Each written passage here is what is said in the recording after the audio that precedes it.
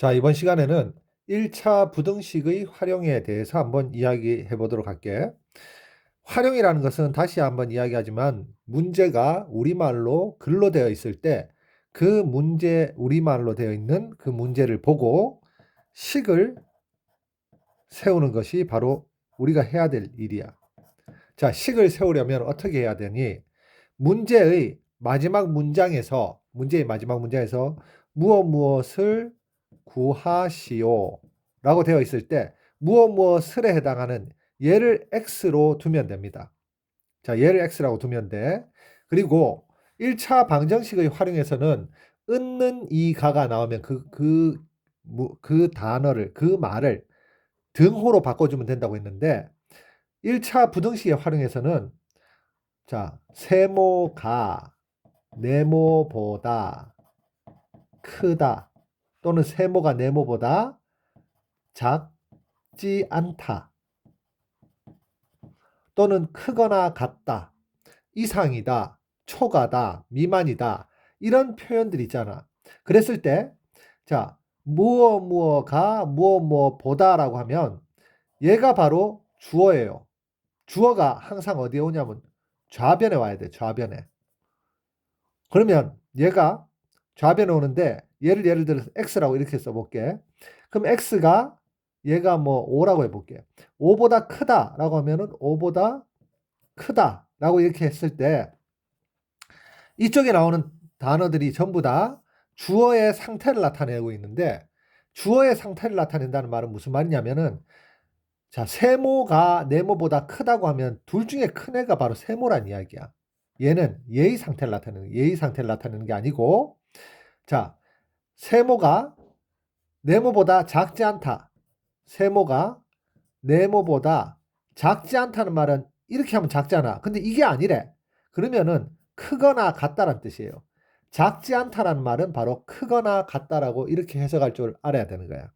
자, 이런 식으로 1차 부등식을 세웠으면 그 다음에 이제 뭘 해야 되냐면 1차 부등식의 해의 범위를 구해야 되겠지. x의 범위를 구해야 된다는 이야기예요. 자, 1차 부등식의 x의 범위를 구할 때는 어떤 방법을 써야 되냐면 첫 번째, 여기다 쌤 있을까? 자, 첫 번째. x는 좌변으로. x는 좌변. 그리고 상수항이라고 할게. 상수항은 우변으로. 이거 1차 방정식 할 때도 똑같이 이야기했었지. 자, 두 번째. 동류항끼리 뭘한다? 동류항끼리 결합. 그러면 이런 문제가 나오는데 자 보세요. 3x-4가 2x 플러스 5보다 크다 라고 했을 때 자, 이항을 합니다. 2x를 좌변으로 이항하면 3x 마이너스 2x 이항을 하면 부호가 바뀌지. 자, 마이너스 4가 우변으로 이항하면은 플러스 4가 돼요. 그러면 얘들 두 개가 동류항이니까 결합하면 x가 되고 얘들 결합하면 동류항이니까 9가 되지.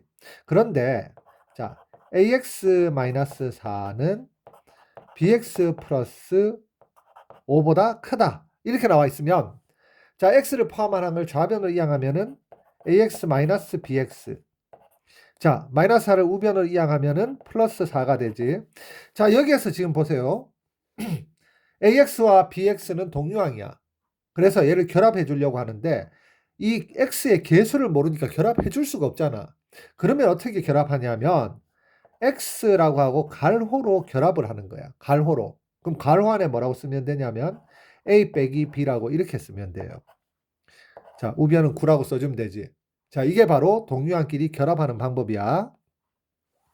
자, 이렇게 동류항끼리 결합했으면 세 번째 뭘 해야 되냐면은 바로 x 앞에 개수로 양변을 나누어야 되지. x 앞에 개수로 양변을 나누어야 돼요. 자, 그런데 얘가 만약에 a-bx는 9라고 이렇게 이야기하지.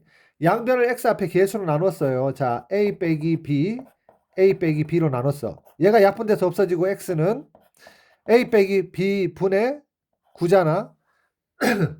자, 이렇게 그냥 간단하게 나누면 되는데 부등식은 자, 부등식의 문제는 핵심이 이거야. 등식과 다른 무엇이 있냐면은 부등식의 성질에서 음수로 양변을 곱하거나 나누면 부등호, 이 부등호 기호의 부등호의 방향이 반대가 된다는 거. 이게 바로 핵심이에요. 그래서 선생님들이 이 문제를 안 낼 수가 없어. 이게 너무 중요하기 때문에. 그래서 반드시 얘를 기억해야 돼. 그러면 자, 만약에 이 문제 같은 경우에 지금 a-b로 나눠줘야 된다 그랬지, 양변을. 자, 그랬을 때 핵심이 뭐냐면 a-b가 양수인지 음수인지를 알아야 되잖아. 그래서 만약에 이런 문제의 경우에는 반드시 앞에 a가 b보다 클 때일 때 이런 조건이 달려 있어요. a가 b보다 크면 a 빼기 b는 양수니까 양변을 a로 나눠주면 a 빼기 b로 나눠주면은 x는 a 빼기 b분의 9라고 이런 식으로 써줄 수 있겠지. 이런 식으로 풀어주는 게 바로 부등식의 활용 문제를 푸는 방법인데, 자, 부등식의 활용 문제도 반드시 두 단계로 나누어서 생각해야 돼요. 첫 번째 단계는 식을 세우는 단계인데, 첫 번째 어떻게 식을 세우냐면 무엇을 구하시오라고 했을 때 무엇을에 해당하는 애를 x라고 둘 줄 알아야 된다. 두 번째, 부등식이기 때문에 반드시 무엇이 여기서는 세모가 뭐보다 크다, 작지 않다, 뭐 크지 않다, 이상이다, 미만이다 이런 표현들이 이런 구조의 표현이 나오면 반드시 이 뒤쪽에 나오는 상태가 주어의 상태를 나타낸다는 것과 주어가 바로 좌변이라는 것을 반드시 기억해야 돼. 그러면은 얘가 크다, 얘가 작지 않다. 뭐 이런 식으로 생각을 해서 알맞은 부등호 기호를 4개 중에서 하나를 써줘야 된다는 이야기예요. 부등호 기호 4개 중에서 하나를 써줘야 돼. 자, 그러면 이렇게 해서 식 세우기가 끝이 났으면 이제 뭘 해야 되냐면 바로 1차 부등식을 풀어주면 되지. 그러면 1차 방정식과 1차 부등식을 풀어주는 방법은 똑같아. 어디까지 하나만 빼고, 자, 첫 번째 x는 좌변으로 상수항은 우변으로 이항하고, 두 번째 동유항끼리는 결합을 해줘야 되고, 동유항끼리 결합해줘야 될 때 만약에 이렇게 문자로 돼서 쉽게 결합이 안 되는 경우는 괄호로 결합해주면 된다 그랬어요. 자, 그리고 이제 마지막으로 세 번째 1차 방정식과 1차 부등식의 해법 중에서 가장 크게 차이가 나는 것은 부등식은 양변을 음수로 나눠주거나 곱해주면 반드시 부등호 방향이 반대가 된다는 것을 얘를 명심해서 문제를 풀어줘야 된다. 요것만 기억하면 되고, 자, 그리고 똑같이 만약에 개수가 3분의 4x 마이너스 뭐 5분의 7이 2x 빼기 3보다 크다. 이런 식으로 개수가 분수로 나와 있잖아. 그러면 개수가 분수로 나와 있으면 자, 분수인 개수를 정수로 바꿔줘야 되는데 여기서 쌤이 잠깐 머뭇거린 게 뭐냐면 이 상태에서 분모의 최소 공배수를 15를 곱해서 모든 항에 15를 곱해서 개수를 정수로 나눠줘도 돼요. 하지만 항상 언제 개수를 정수로 나눠줘야 된다는 것은 정해진 법칙이 없는 거야.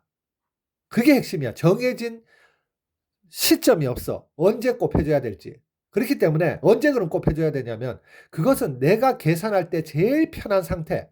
내가 계산하기에 제일 이때 분모의 최소 배수를 곱해주면은 식이 제일 깔끔하게 개수들이 정수로 바뀌어서 쉽게 계산할 수 있겠구나. 쉽게 알아볼 수 있겠구나 하는 그 순간이 오면 그때 그냥 곱해주면 되는 거야. 지금 이 문제 같은 경우는 여기서 지금 15를 곱해주면 얘가 20x 빼기 21, 그 다음에 얘가 15를 곱해주면 30x, 15를 곱해주면 마이너스 45 이런 식으로 해서 계산을 해주면 되는데 어떤 경우에는 자, 쌤이 이렇게 한번 써볼게요.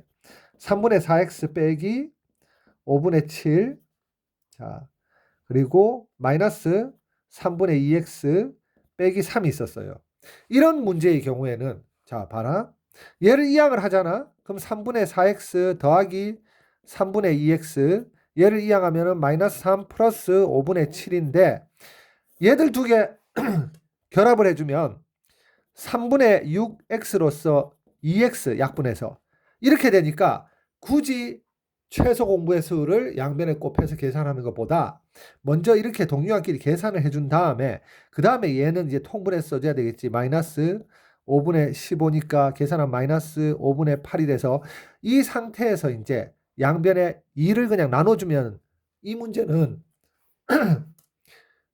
분수인 개수를 굳이 최소배수, 분모의 최소배수 곱해서 정수로 바꿔줄 필요가 없는 문제잖아. 그러니까 요거 두 개는 그러니까 개수를 정수로 바꿔주는 것은 반드시 어느 순간에 해줘야 된다. 외우는 게 아니라 본인 스스로가 문제를 푸는 학생이 이 순간에 해주면 좀 좋겠구나 라는 생각이 들었을 때 그때 해주면 된다는 이야기예요.